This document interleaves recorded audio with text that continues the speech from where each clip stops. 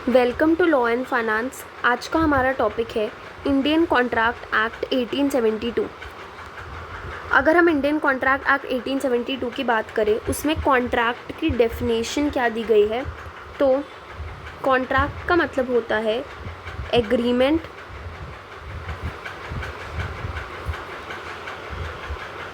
Enforceable by law. अब agreement का मतलब क्या है, एनफोर्सिएबल का मतलब क्या है, ये देखते हैं। एग्रीमेंट कैसे बनता है। सबसे पहले तो कॉन्ट्रैक्ट बनाने के लिए कभी भी हमारे पास दो पार्टीज़ होनी चाहिए। आप खुद से कॉन्ट्रैक्ट नहीं बना सकते। जैसे कि अगर मेरे को कार बेचना है तो मैं खुद की कार खुद को नहीं बेच सकती। तो एग्रीमेंट बनाने के लिए या कॉन्ट्रैक्ट बनाने के लिए हमेशा टू पार्टी ज़रूरी है। तो ये रही हमारी दो पार्टीज। एक का नाम है, समझ लेते हैं, टुल्लू, और एक का नाम है छगन।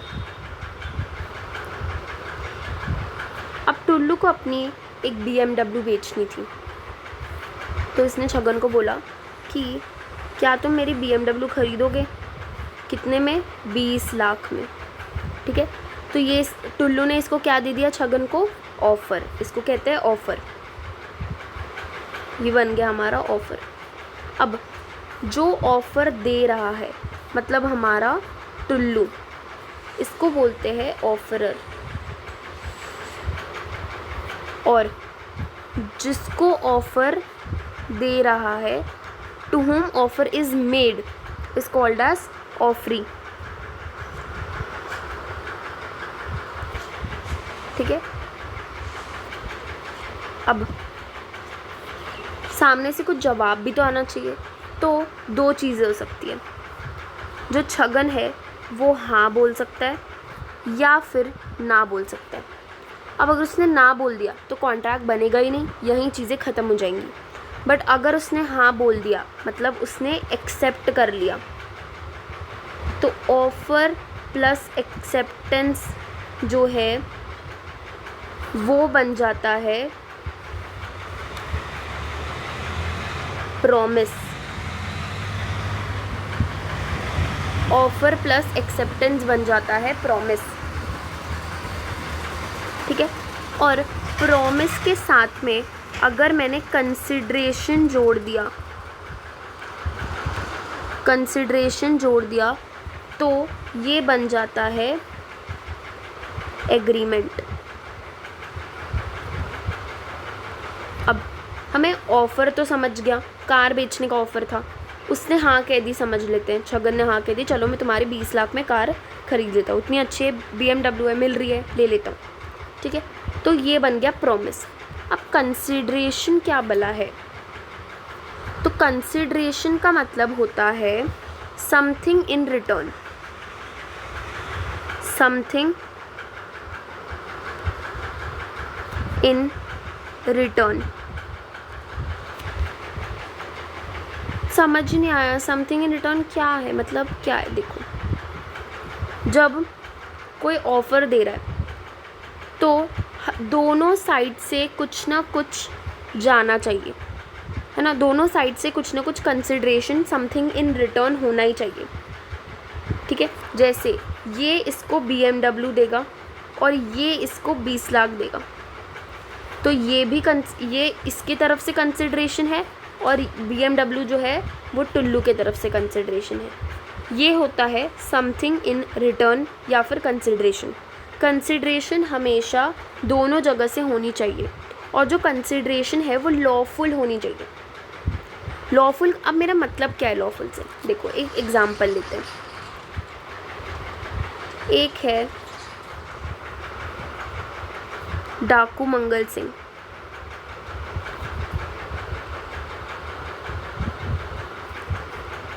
ठीक है, और ये है हमारा भीम।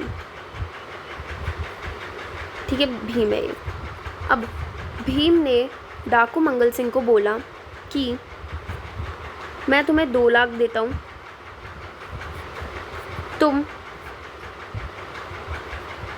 टुनटुन मौसी का मर्डर कर दो,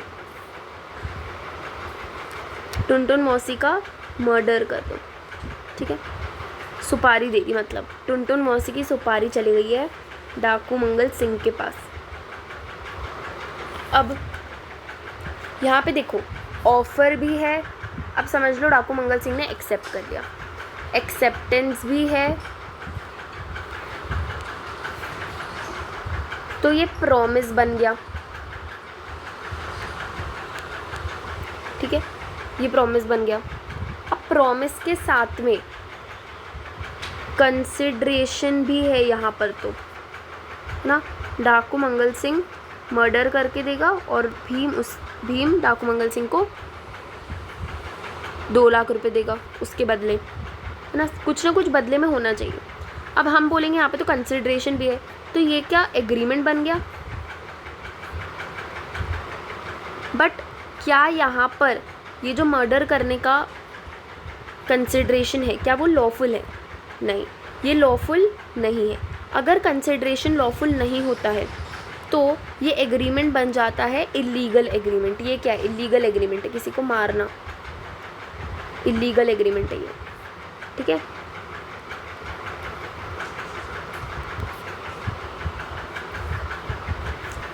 तो अगर मैं कंक्लूड करूं तो ऑफर प्लस एक्सेप्टेंस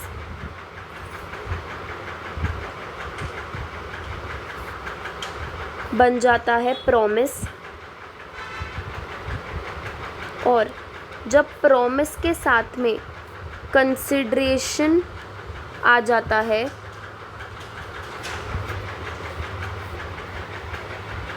तो ये बन जाता है एग्रीमेंट।